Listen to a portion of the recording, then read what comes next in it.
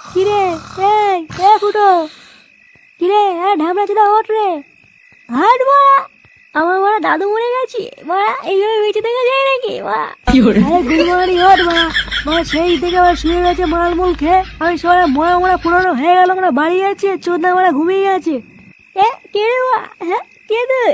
আমার দাদুকে নিয়ে তারপরে উঠবো।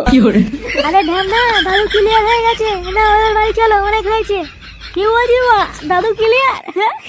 মারা দাদু ক্লিয়ার হয়ে গেল? আরে ঢামনা উঠে আয় ভাই, তোকে মারা পরের দিন নয় আবার মাল খাওয়াবো, উঠে আয় উঠে আয়। এইসব পরে হবে মা, আগে বল রাতে কি হচ্ছে, মেনু কি?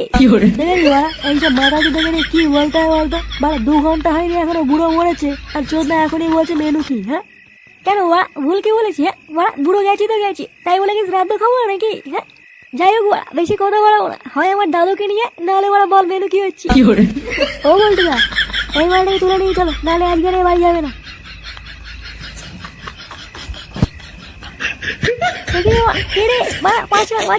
খুচরো পয়সা নেই, 5 নাকি সেটা রাখি দেবো মা। ছাড়